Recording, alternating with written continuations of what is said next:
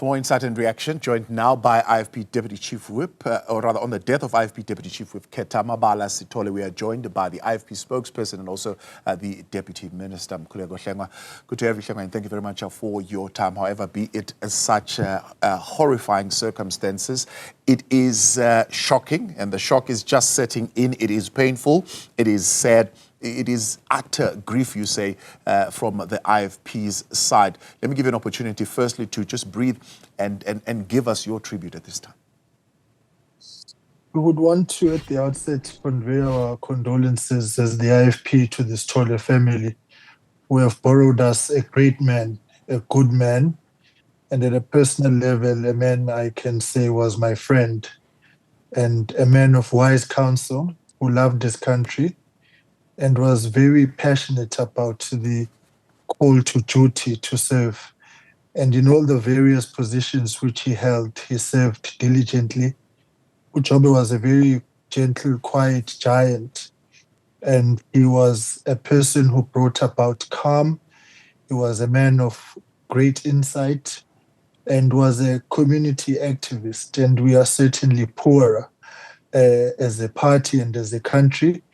And it is tragic that we lose Jobe at the hands of criminals who have designated themselves to disrupt the peace-building exercise of South Africa, who have given themselves a duty to rain terror, whether it's gender-based violence, these kinds of killings, forming harm for families and society.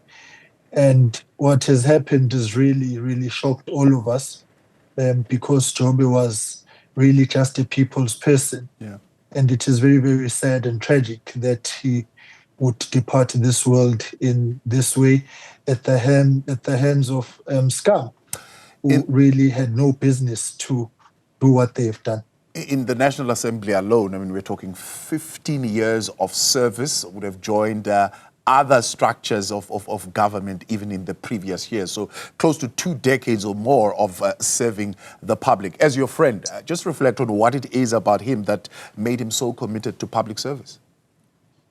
Jobe loved to serve because he believed that the daily lived material conditions of our people had to change. And so in the portfolio committees that he served in Parliament throughout the years, whether it was human settlements, public works, or transport, and currently at communications, his outlook was always to say, how does this help the ordinary man in the street? How does this change the lives of the people? Because he himself was a person who was born in Nkandla and grew up there, moving to Johannesburg for greener pastures and settling in Ekurhuleni. And he served as a councillor in Ekurhuleni. And so that was his life. And we certainly are very sad. But above and beyond, Jobe was able to create and forge bonds of friendship across the political spectrum, which was important for nation building, social cohesion, and just parliamentary stability, and for us to be able to work together when at times it's so often difficult to do so. So above and beyond, this is a very tragic loss for Parliament across the party spectrum, because Jobe was a unifier and was able to mediate, particularly in his new responsibilities in the Chief Whip's forum. We had great confidence that his experience would bode well for the kind of dispensation that we currently have. And so this has robbed us really of that kind of input. Yeah. In the IFP's National Council, which is our highest decision-making body, in between conferences, Jobe always reminded the party that first and foremost we were servants of the people. He was very committed to ensuring that the party was grounded in the people. He was very focused on ensuring that branches held the center of the party's discourse, and he was a man who was prepared to put on his boots and get his hands dirty in ensuring that our campaigns, our programs actually reach the people. So he was able to break down the walls of us and them insofar as society and politics is concerned, and was able to be amongst the people. And that, we believe, is great testament to the legacy that he leaves behind, and we are poorer without him. I know the details are still sketchy and the police are also still searching for more information. Do you believe it was a targeted attack, considering that 2 members, I believe, maybe it's more, but so far I see Mr. Ngobese, also a member of the IFP, would have been hit during this particular attack. Is it linked to parliamentary work, linked to community work, linked to party work, or private business ventures?